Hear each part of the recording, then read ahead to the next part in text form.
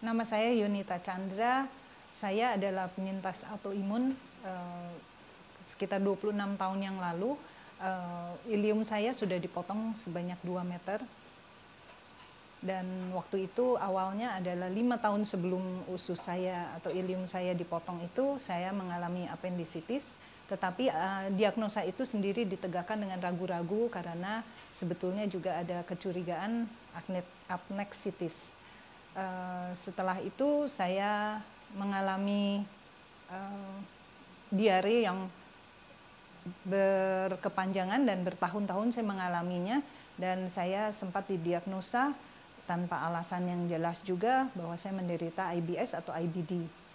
Tetapi lewat makan sehat sekarang sudah sekitar 4-5 tahun ini saya bisa mengatasi autoimun, dan saya juga ingin mengajak seluruh masyarakat, bukan hanya sekedar orang dengan autoimun, untuk menjadikan makan sehat menjadi gaya hidup, dan kemudian bisa bersama-sama menjadi orang yang berdaya dengan autoimun untuk bisa berbagi dengan sesama penyintas autoimun yang lain atau yang sedang masih bergumul dengan autoimun, untuk lebih berkontribusi lagi sehingga banyak orang di masyarakat makan sehat dan bisa terhindar dari autoimun. Makanan yang harus dihindari yang terutama adalah gluten. Gluten itu berasal terutama dari gandum, dari rye dan dari oat. Juga makanan-makanan yang ber-P5. P5 itu adalah pengawet buatan, pemanis buatan, pewarna buatan, dan juga produk rekayasa genetik, satu lagi pengaroma buatan.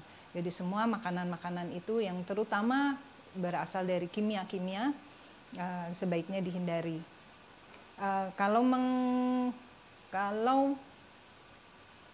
kita melihat kejadian autoimun sebagai sebuah penyakit yang berasal dari kekacauan sistem imun kita, sistem imun dalam tubuh kita akan mudah mengenalinya, bisa lebih mudah mengenalnya dan lebih jelas mengerti tentang autoimun ini bila kita melihat dari patogenesanya, yaitu dari leaky gut.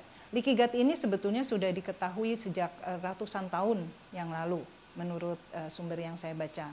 Jadi leaky gut adalah terjadinya peningkatan permeabilitas mukosa usus kita, sehingga fungsi usus atau mukosa usus yang harusnya menyaring zat-zat yang harusnya tidak masuk ke dalam tubuh kita itu mengalami penurunan fungsi.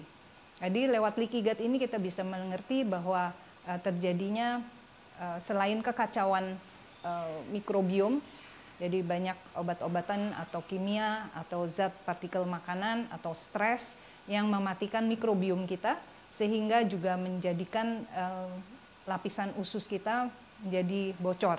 Leaky gut itu adalah usus bocor. Kemudian selain mikrobiom juga adanya partikel-partikel makanan dan kimia-kimia lain yang masuk ke dalam mukosa usus itu, dan akhirnya awalnya ditandai dengan alergi atau food sensitivity atau alergi terhadap apapun yang mungkin dari makanan atau dari lingkungan sekitar, dan kemudian setelah itu akan mengganggu sistem imun kita lebih lanjut dan sering terjadi infeksi-infeksi baik bakteri, parasit ataupun infeksi virus yang berulang-ulang. Dengan sistem imun yang rendah dan banyaknya asupan obat-obatan menjadikan usus kita menjadi lebih banyak lagi bocornya. Kemudian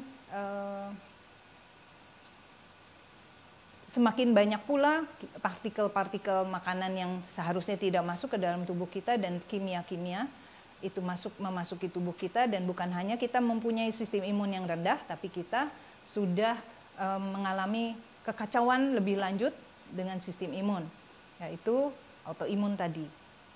Itu yang bisa saya jelaskan tentang autoimun.